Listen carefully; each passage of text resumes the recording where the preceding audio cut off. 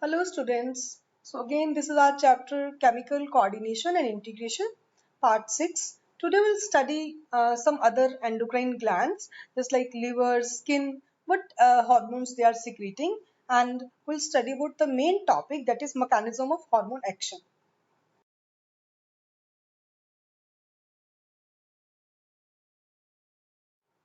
In other endocrine glands, we have studied about heart. The cells called cardiocytes of atria of heart secrete peptide hormone that is called atrial natriuretic factor. About that we have studied earlier. Next we'll study liver. The liver produces a protein angiotensinogen which is changed to angiotensin 2 by an enzyme renin secreted by juxtaglomerular apparatus of the nephron in the kidney. This we have also studied in the chapter excretory system. So angiotensin stimulates the adrenal cortex to produce aldosterone. Renin works as hormone. So next is skin. So vitamin D is synthesized in skin epidermis from cholesterol derived compounds in the presence of sunlight. So as you all know that vitamin D exists in two forms, calciferol or cholecalciferol, and it's D2 or D3. So this is also deficiency of this causes rickets in children and osteomalacia in adults. So it's also required for the synthesis of growth of body and bone formation. Now next in next slides we'll study about the mechanism of hormone action, how the protein hormone and how the steroid hormones are acting in our body.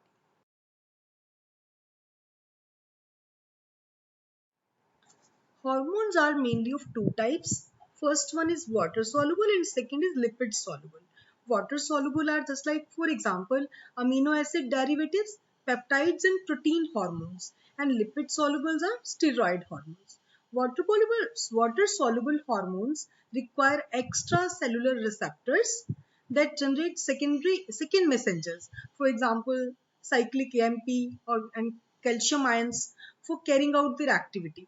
And lipid soluble hormones can pass through cell membrane and directly enter the cells. So first of all we'll study the mode of action of protein hormone through extracellular receptors. So formation of hormone receptor complex is formed.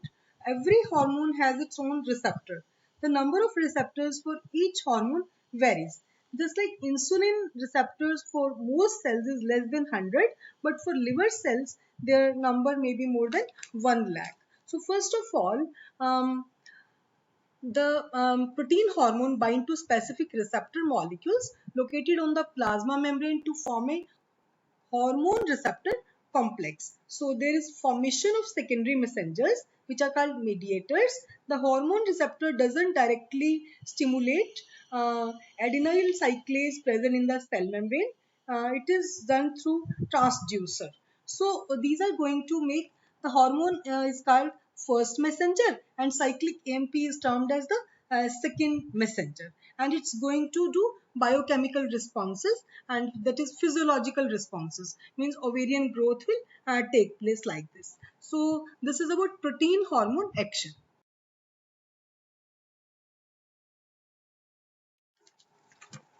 This is steroid hormone action. Steroid hormones are lipid soluble and easily pass through the cell membrane of the target cell into the cytoplasm. You all know that this plasma membrane is made up of proteins and lipids. Lipids are amount is larger, and so these steroid hormones can enter into the lipid membrane. In the cytoplasm, they bind to specific intracellular receptors, proteins, to form hormone receptor complex that enters the nucleus. In the nucleus, hormones which interact with intracellular receptors, that is steroid hormones, iodothyromines, mostly regulate gene expression or chromosome function by interaction of hormone receptor complex with the genome. Biochemical actions result in physiological and developmental effects, just like tissue growth and differentiation, etc. In fact, the hormone receptor complex binds to a specific regulatory site on the chromosome and activates certain genes that activates DNA. The activated gene transcribes messenger RNA, which directs the synthesis of proteins and usually enzymes in the cytoplasm.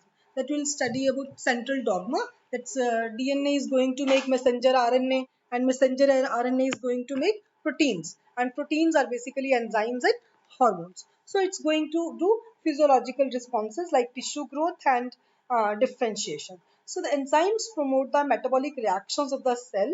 The actions of lipid soluble hormones are slower and last longer than the actions of water soluble hormones.